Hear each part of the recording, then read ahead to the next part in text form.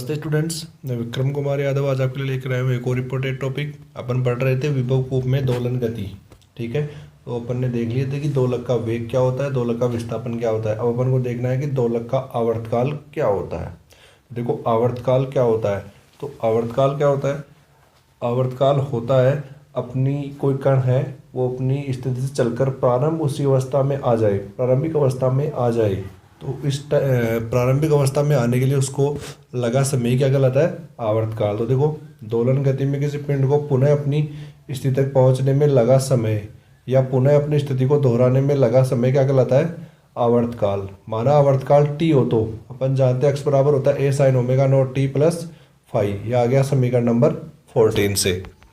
Okay, अगर मैं बात करूँ टी प्लस कैपिटल टी समय पर, टी प्लस कैपिटल टी मतलब टाइम की जगह टी प्लस कैपिटल टी रख दूँ मैं, तो अक्स बराबर हो जाएगा a sine omega naught T plus five, समीकरण नंबर 15। तो देखिए अक्स की वैल्यू समीकरण 14 से ये है और ये समीकरण 15 है। तो समीकरण 14 और 15 से देखो तो 15 का RHS पार्ट है, यहाँ पर मैं ओमेगा नॉट को अंदर मल्टीप्लाई करवाता हूँ। तो a sine omega naught T plus omega naught capital t plus five is equal to a sine omega naught T plus five, ये रख दिया है मैंने समीकरण नंबर 14 से। ओके, आगे देखिए यहाँ से ए से ए कैंसिल आउट हो जाएगा तो बच जाएगा sine omega naught T plus omega naught capital t plus five is equal to sine omega naught T plus five plus 2 pi. Okay, then यहाँ से मैं देखना चाहूँ तो आ जाएगा मेरे पास omega naught T plus omega naught capital t plus five, क्योंकि साइन से साइन कैंसिल आउट हो जाएगा, omega naught T plus five plus 2 pi. Okay, तो ओमेगा नॉट टी से omega naught T cancel out, five से pi cancel out, तो T बराबर बच जाएगा 2 pi upon omega naught. Omega naught की वैल्यू अपन जानते हैं क्या होती है, के अपॉन एम। तो टी बराबर हो जाएगा 2 pi square root of m upon k. Okay student, next है दोलक की स्थितिज ऊर्जा। दोलक की स्थितिज ऊर्जा की अगर मैं बात करूं तो पोटेंशियल एनर्जियों पे ऑक्सीलेशन क्या होती है, स्थितिज ऊर्जा के सूत्र से। स्थितिज ऊर्जा सूत्र होता है एफ बराबर यू बराबर माइनस में एफ डॉट डी एक्स।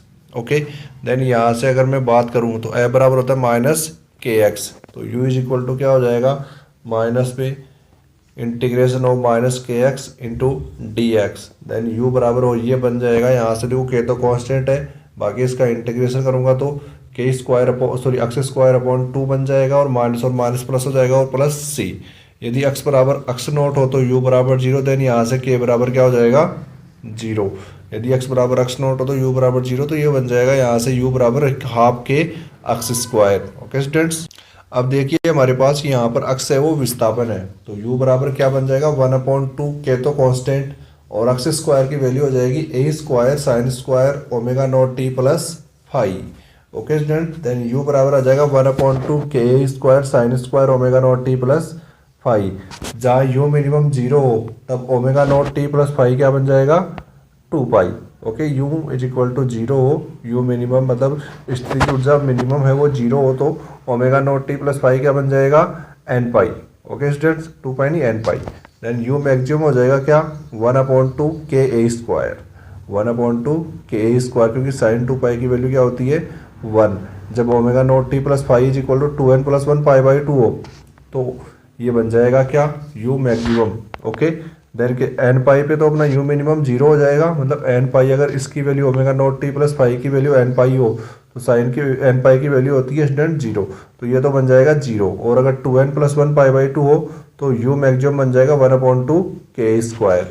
आगे देखिए यू एवरेज, यू एवरेज की बात करूँ तो 1/2 k square sine square omega naught T plus five का एवरेज, और ये sine square omega naught T plus five का एवरेज होता है 1/2, तो U average is equal to बन जाएगा 1/4 के ए स्क्वायर, समीकरण नंबर 18। ओके, नेक्स्ट है गतिज ऊर्जा। अपन जानते हैं गतिज ऊर्जा क्या होती है 1/2 mv स्क्वायर। आगे देखिए यहाँ से v वेग है, अपने पास स्थिति दी हुई है और अपने पास वेग भी निकाला हुआ है, तो दोनों से अपन निकालेंगे तो अक्स बराबर है a sine omega naught T plus five, ये अपने पास स्थिति। तो d x upon d t बराबर v होता है, तो इसका क्या कर दो अवकलन कर दो अक्स के रेस्पेक्ट में, सॉरी टी के रेस्पेक्ट में अवकलन कर दो, तो a omega naught cos omega naught T plus five. तो यहाँ से काइनेटिक एनर्जी क्या आ जाएगी 1/2 m a square omega naught square cos square omega naught T plus five, समीकरण नंबर 19। आगे देखिए या फिर मैं बात करूँ समीकरण 10 से।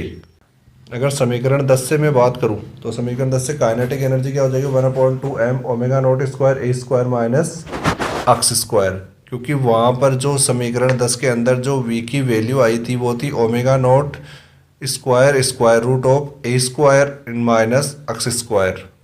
अब देखिए समीकरण 19 की अगर मैं बात करूं जब omega naught T plus pi is equal to क्या हो एन पाई, तो काइनेटिक एनर्जी क्या हो जाएगी 1/2m a square omega naught square, क्योंकि कोस एन पाई क्या होता है 1। ओके, देन जब ओमेगा नॉट टी प्लस क्या हो 2n + 1 π/2 हो तो काइनेटिक एनर्जी क्या हो जाएगी 0। तो यहाँ से देखो मैं औसत गतिज ऊर्जा की अगर मैं बात करूँ तो औसत गतिज ऊर्जा इस वाले फॉर्मूले समीकरण 19 से औसत गतिज ऊर्जा क्या हो जाएगी काइनेटिक एनर्जी का average equal to 1/2m a square omega naught square और average of cos square omega naught T plus five. Cos square omega naught T plus five का एवरेज होता है 1/2, तो ये बन जाएगा 1/4m a square omega naught square. Okay students, then omega naught square बराबर होता है k/m। यहाँ से ओमेगा नॉट स्क्वायर की वैल्यू k/m रखेंगे तो ये बन जाएगा काइनेटिक एनर्जी 1/4 ka स्क्वायर, समीकरण नंबर 23। ओके स्टूडेंट्स, आगे नेक्स्ट पॉइंट है दोलक की कुल ऊर्जा।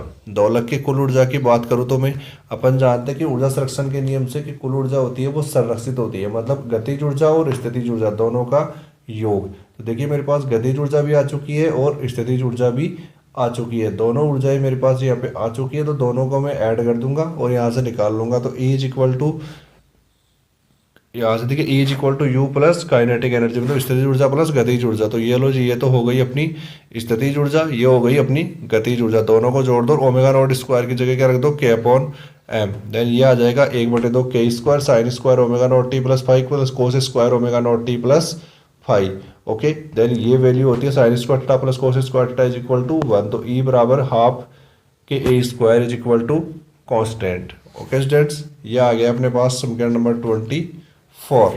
Okay, thank you.